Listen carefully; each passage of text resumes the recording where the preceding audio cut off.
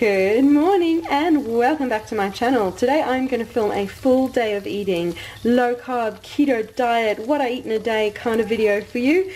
Starting with this lovely breakfast. Look at those red peppers. I've got red peppers sauteing over a fairly low heat, and I'm going to cook these until they release all of their sweet and lovely flavors. So it's a slow cooked breakfast.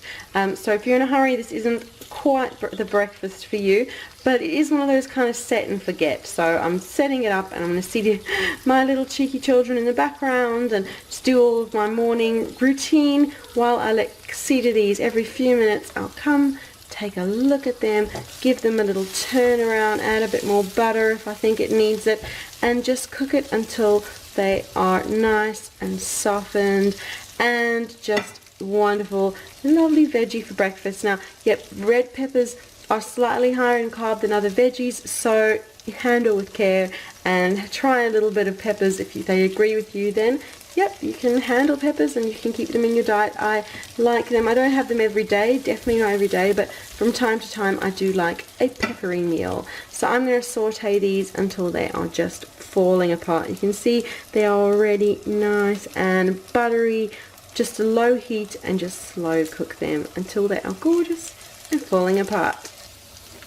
You can see a little bit of color is starting to appear on the red peppers. I haven't added any more butter. This is all just the gorgeous sweet liquid that's been released from these red peppers. It's amazing when you slow cook them and just are a tiny bit patient, and I am the worst when it comes to patience. I'm already trying to hurry these up, but no, you have to be patient. You will get the sweet rewards. So I'm slow cooking these, and I'm going to turn it into kind of like a shakshuka dish. So once these are sweetened and reduced to my liking, I'm going to crack over some eggs. And that's breakfast. Really easy, really simple. You could add any other veggies of choice. Traditionally, shakshuka is with tomatoes. You can add tomatoes if you like, some spices, some paprika, cumin, anything that you like. But as you know, I like to keep things easy and simple on my channel. So it's just going to be the red peppers and the eggs. You could also add some feta to it at the end. Totally up to you. But these, you can see, still need a little bit more softening. Yeah. But the color on them, so bright and vibrant. Wow.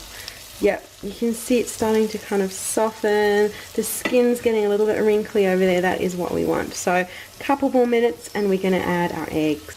Right, I like how those are cooked. I've moved them out to the edges, created a little circle of peppers, and now I'm going to crack my eggs in the middle. Now, I didn't add any other butter. I used all the beautiful juices that have been released from the peppers, and it was buttery enough, but you can feel free to add a bit more butter or coconut oil or your oil of choice. Just having a little look around my pan. I've got 2 eggs for me, 3 for hubby, and all those gorgeous red peppers in the side. This is just such a wonderful, flavorful breakfast that, yep, just takes a little bit of patience, and it is so worth it. So I will show you once these are all done and beautiful and my breakfast is ready. There you go. Look at those beautiful eggs. Those 3 for hubby, 2 for me, all those red peppers. It's such a yummy, easy breakfast. So that is my breakfast, and I will catch up with you next time I have something to eat. I thought I'd just quickly address a question that I often get asked in the comments, and that is, do I count calories? I'm often asked this question, and I thought I would just have a little chat in between making my meals today and answer the question for you. So, do I count my calories? No, I do not count my calories. When I first started out on my keto diet journey, I did count my calories. I worked out what my macros are, and I worked out what calories were, how many I needed, and I worked out everything that I needed to be successful in the keto diet. And in the first couple of weeks, first even couple of months, yep, I counted my calories, I counted my macros, and then I learned what calories, what macros, what carbs are in all of the foods that I eat over and over and over again. I learned what makes up a meal, low carb, high fat, and I got more and more comfortable with being riskier and not counting my calories. So I slowly eased into not counting calories at all until the point of today where I don't count my calories. Every now and then I do think, oh, I wonder if I'm going right, and I do have one day where I count, and it's pretty much bang on what my target was. I can't even remember now, but I do look up again, what should I be having for my weight? And when I look into it and when I calculate, it's right.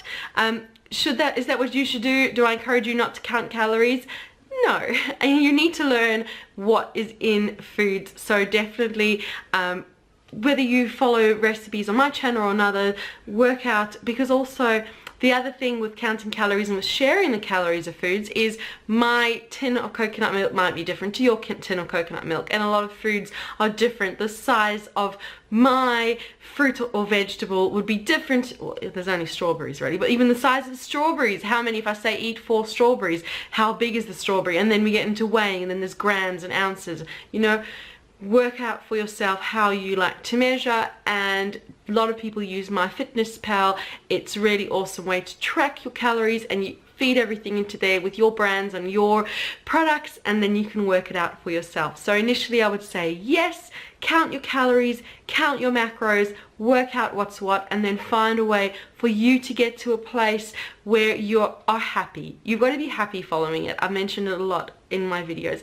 Find a way to be happy on the keto diet. Find a way that's sustainable. For me, it's sustainable not to count calories. You might find it more sustainable to count calories. So find what works for you and then do that. And come to my channel for inspiration, for recipes, meal ideas. My recipes are always low carb and high fat.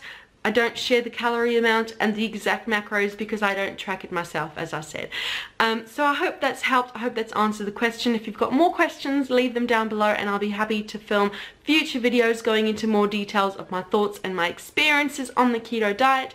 But all this talk of food has made me hungry, so let's go make lunch. Today for lunch, I feel like a hot lunch. If you don't already know, I am a stay-at-home, work-from-home, homeschooling mum, so it means a lot of my lunches are at home, and I can have hot lunches if I want to. Of course, you could cook this for dinner instead. It's just a meal I've been making quite a few times for lunches the last couple of weeks, so I thought I would share it in a full day of eating with you.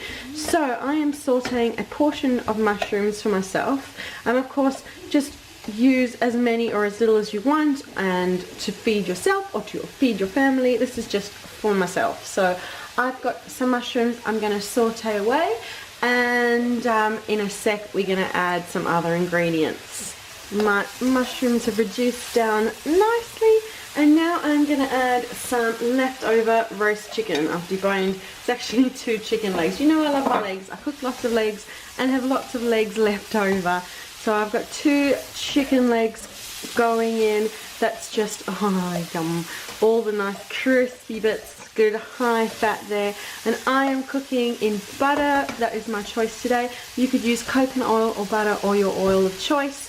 As you know, I'm kind of trying to be a little more dairy free, but it doesn't stop me cooking with butter, because butter doesn't seem to be an issue. So this lunch is going to be dairy free, but you can definitely add some cream or some milk, or if you want it to be dairy free as well, you could add coconut milk. But all I'm going to be adding is avocado. Once this avocado is added in, there's something about mushrooms, chicken, avocado, it kind of tastes like a pasta sauce. There's no pasta, I don't know, you could make zucchini noodles to go with it, but there's just something about this warm bowl full with just these 3 ingredients that just is just what I'm craving lately. So I'm going to let this cook for another minute, and I'm going to just get on at the same time and see to my avocado here. I'm going to have probably half of that, so about a quarter of an avocado. So I am just going to dice that up to add into my chicken and mushrooms as soon as it is ready, any second now. Right, now I'm just going to add in, I've kind of finely diced up, kind of mashed, kind of just oh, it's got a bit of peel on that one. Let's just sort this out.